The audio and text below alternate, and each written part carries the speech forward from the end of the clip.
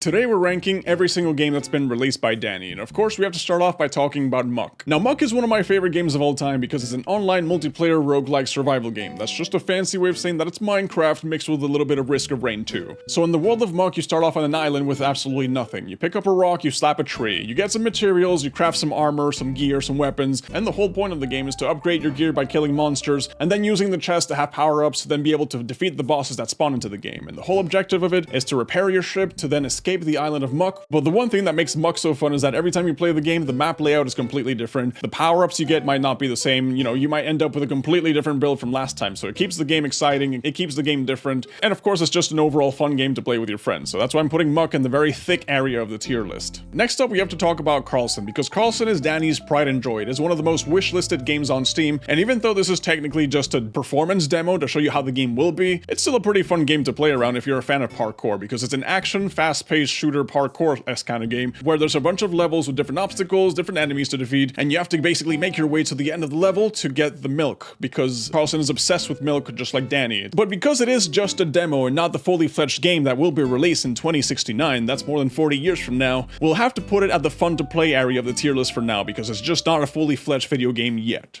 Alright, so now we have to talk about Jelly Drift, because Jelly Drift is Dani's only racing game that's been released, and as the name implies, it's just a racing game, but your drift meter is just set to 1,000, right? This car is like impossible to control, to be honest. There's a couple of maps, there's a couple of cars to unlock, but the basic concept of the game is that you race against a computer, and the computer has no trouble drifting whatsoever. They're just cruising across the map, but it's so impossible for you to drive and learn how to drift properly that just makes a very basic course for you to run in almost impossible and annoying, to the point that the only way to beat the opponent is that 1, learning how to control the slippery drift, which is going to take you forever, 2, use the shortcuts because there's a couple of shortcuts in the map, or just 3, running into the opponent's car and pushing them out of bounds. But overall, Jelly Drift is a pretty fun game to play as well, so we'll just put it at the fun game tier list, but it is very annoying. It's so annoying. So this next game that we're going to talk about, I think, is the one that Dani's known for the most, which is the very popular game called Crab Game. Definitely not based off Squid Game, the very popular Netflix TV show, not at all. But the whole concept of Crab Game is that you're playing a multiplayer game against other players where you're trying to win money by participating in little, in little children's games and little mini games. And of course, the mini games are very simple, like tag or just like hide and seek. But then there's also like bomb tag or the floor is lava and a bunch of mini games that just kind of cause your character to explode when they lose. So maybe it's not really a kid's game after all. But in all reality, if you've played Fall Guys, if you've played Stumble Guys, or if you've ever just seen Squid Game per se, that's basically the concept. You play until there's only one player left at the end, and that's the person that wins all the money. In-game money, of course. Imagine if it was real money. That would be nice. But no, it's all in-game money. And because it is a fully fleshed out video game, and it's very fun to play with friends, of course, I think we're safe by putting it in the very thick area of the tier list as well.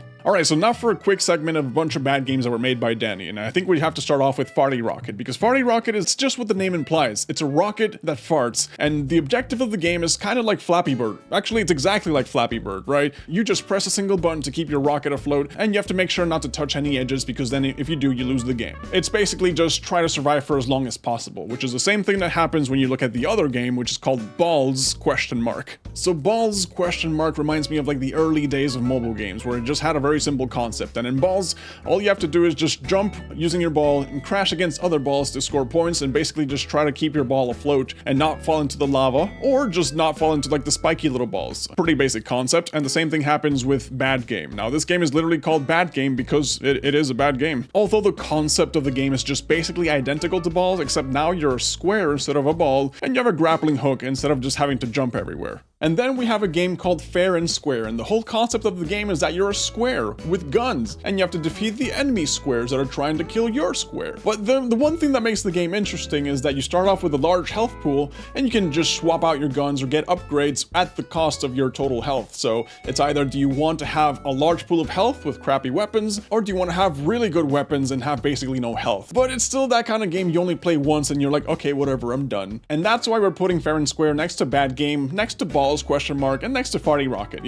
And the last game that was made by Dani that's just geometry based is a triangle game. So the concept of triangle game is actually just very simple. You're a triangle. You're a triangle and you press the space bar to use a dash attack. You dash into the enemies to kill them. You dash into crates to break them open to get currency and weapons and power-ups. And you basically just have to survive for as long as possible. Now the map layout really reminds me of like the old school Legend of Zelda games where you just have like those little dungeon crawler maps. But the overall concept of the game is just really, really simple. So in my experience playing these games, games, Triangle Game was the one that I gave up on the quickest, you know? I found the concept kind of basic and not really fun at all, so I think it's the first one I'm just gonna put under the bad part of the tier list. Now, the one game made by Dani that I had the most fun playing is the one called Rerun. Now, Rerun, the concept is very simple. It's very similar to Karlson, where you have, you know, a bunch of mobility options, and you have to basically go through an obstacle to get to the end, and of course, you have to fight a couple of enemies along the way, but the thing is that every time you get a power-up, you're sent back to the beginning of the level, because the game was made in only 3 days by Dani, as part of a game jam he was participating in where the topic was rewind, so that's where the whole rewinding every time you get a power-up concept kicks in. And overall, the obstacles and the sword fighting and the blocking, overall, going through the levels is just a really interesting experience, you know? It's not a fully fleshed out game, it was made in only 3 days like I mentioned, but it's still one of the most fun games that I've played in here, so we'll put that in the fun to play area of the tier list for now.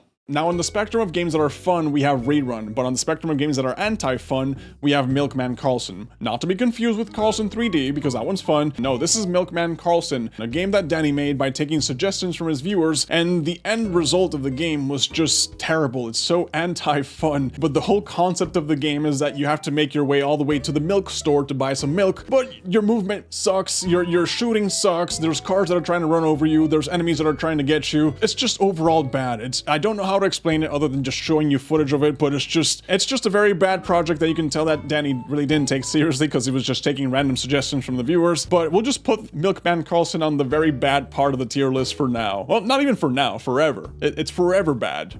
So the last Karlson game we're going to talk about is Karlson 2D. It's basically, imagine like those old school cool math games, addictinggames.com sort of flash games with the stick figure and the guns. It's basically like that. You slide and you jump, you crouch, you break through windows, you make your way through the level by defeating enemies, and you have to make it all the way to the end. So it's a very basic concept to understand. If you played those old school flash games when you were a kid, then you know exactly what you're expecting. And overall, it's a very fun game to play. Not nearly as fun as like Jelly Drift or Karlson 3D, but I would put it maybe at the bottom of fun to play because it is a very fun game to play. It's not like Karlson, it's not like Jelly Drift or Rerun, but it's also not like Farty Rocket or Balls. It's not the best game that's made, but it's just fun to watch, fun to play, and you'll get a little kick out of it too.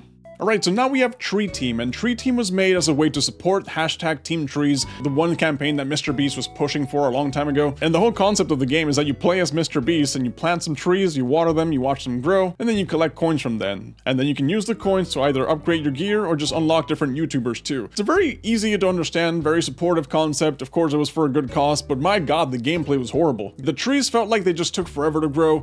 The money you made from harvesting the trees wasn't that much. The tool system was kind of janky, and overall I just didn't really have a good time playing the game. So even though the game was made for a good cause, it was a really bad game to play. My god, was it horrible. But, you know, save the trees. That was good. And then when I saw that Dani made a game called YouTuber Fight where you pit different YouTubers against each other in this whole tournament style setting, I thought that was going to be pretty hype. I thought it was going to be pretty awesome. But when you look at the gameplay, you don't really control the YouTubers. They kind of just move by themselves. It's more of a spectator game than anything else. It's really funny to watch for like the first 5 seconds, but the way the character moves are just like super random and janky. And sometimes they just flip over and they just ragdoll. And well, half of the game is just one person being ragdolled and the other person just whacking on them. So the concept of YouTuber Fight obviously is really interesting because you have PewDiePie versus Markiplier, you have Mr. Beast versus God knows who. You know, it's a very broken game, but it is what it is, right? The concept is fun. Everything else about the game, kind of bad. So I'll just put it on the bad side of the tier list for now.